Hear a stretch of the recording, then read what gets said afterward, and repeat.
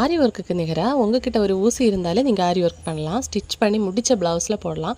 So கண்டிப்பாக ஆரி work பண்ணணும்னு நினைக்கிறவங்க இந்த ஐடியாவை ஃபாலோ பண்ணுங்கள். ஃபஸ்ட்டு பாபிளில் டபுள் த்ரெட் இது மாதிரி சுற்றி எடுத்துக்கோங்க. தென் பாபின் கேஸில் போட்டதுக்கப்புறமா மிஷின்லேருந்து த்ரெட்டை மேலே எடுத்துகிட்டு ரஃபாக ஒரு கிளாத்தில் இது மாதிரி ஸ்டிச் பண்ணி பாருங்கள் ஸ்டிச்சஸ் எப்படி வந்திருக்குன்னு. தென் நம்ம இதை ஸ்லீவுக்கும் கழுத்துக்கும் பார்டர் அடிக்க போகிறோம். லைனிங் கிளாத்தில் தான் நம்ம அடிக்கணும். பாருங்கள் செயின் ஸ்டிச் மாதிரி இருக்குது. இப்போ நீடில் எடுத்திருக்கேன், நம்பர் 8 நீடில். ப்ளவுஸோட கலர்லேயே த்ரெட் எடுத்துக்கோங்க. அப்புறமா இது மாதிரி ஃபஸ்ட்டு 2 பீடு எடுத்துக்கோங்க. இப்போ பேக் சைடு நீடில் கொண்டு போய்ட்டு 2 பீடுக்கும் இடையில நீடில் மேலே எடுக்கணும். இப்போது லாஸ்ட்டாக இருக்க பீடுக்கு உள்ளாடி நீடில் எடுத்துகிட்டு இது மாதிரி ஃபுல்லாக ஸ்டிச் பண்ணி எடுங்க. ஃபஸ்ட்டு ஒரு லேயர் ஸ்டிச் பண்ணி எடுத்துகிட்டு 1 இன்ச்சுக்கு இது மாதிரி மார்க் பண்ணி எடுங்க.